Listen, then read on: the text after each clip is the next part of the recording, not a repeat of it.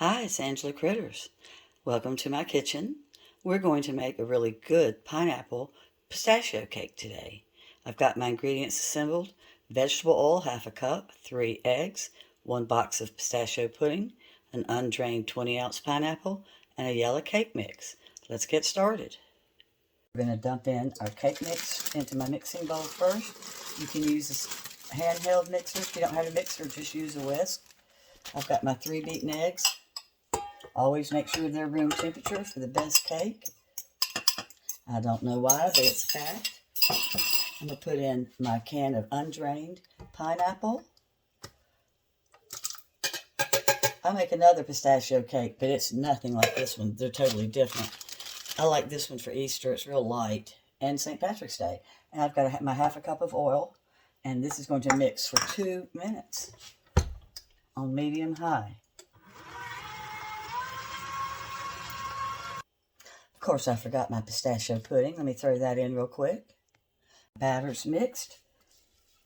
I sprayed a 9x13 glass pan, and it's going to cook for 35 to 40 minutes. I always check mine at about 33 minutes. Every stove is different. But what makes this cake so incredible, it's not just the pistachio pudding and the pineapple. It is the wonderful frosting. It's got half and half and heavy cream in it, and Cool Whip. You cannot beat this frosting. And you refrigerate the cake. All right. So it's going in at 350. My cake went back in. It wasn't quite done in the center.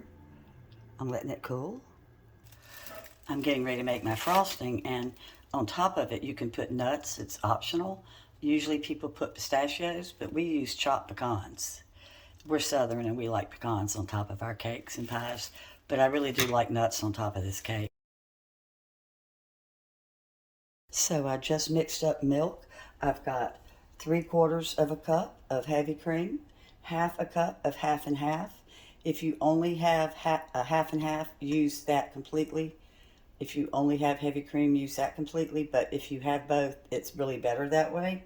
And I'm adding to that a package of the pistachio jello pudding mix. And we're going to stir this up till it's just blended. And I'm going to let it sit for 5 minutes and thicken up and kind of come together. And then after the 5 minutes, I'm going to add 8 ounces of Cool Whip. Put it on the cooled cake. And you can put the nuts on it then if you like the nuts. They are optional, but like I said, I'm using pecans. So I'm going to whip this up. This is one of my favorite icings of all time. I absolutely love it. See how thick it's gotten? So now it's going to sit for 5 minutes. My icing is thick. It sat for 5 minutes and thickened up. And now I'm going to go ahead and put in my 8 ounces of Cool Whip. That's thawed. Just fold it in.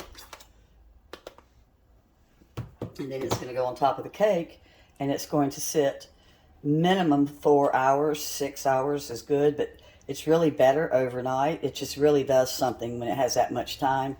It just oozes all over this cake. This is one of those cakes you can't make and then eat right then. So I need a little bit more of my Cool Whip.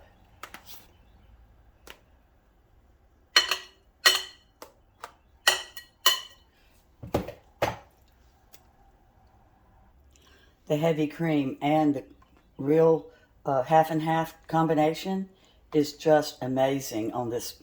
It really is. So as soon as it's green all the way through, I know that everything's mixed up. Once my pistachio pudding has turned the whole thing green, I can still see some white. So I'm just kind of gently continuing to fold. So let's frost this cake.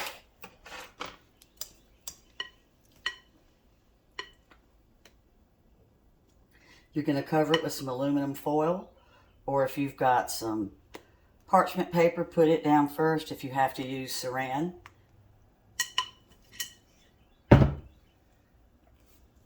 And then you just kind of gently spread it across, and it's going to set up because you know the pudding's got like a gelatin type whatever's in it that causes it to thicken up. So this will be easy to cut tomorrow by the time it's ready to be served.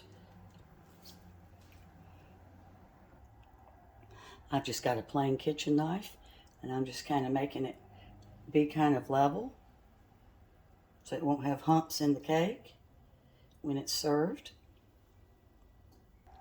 So let's throw some pecans on, and we're finished.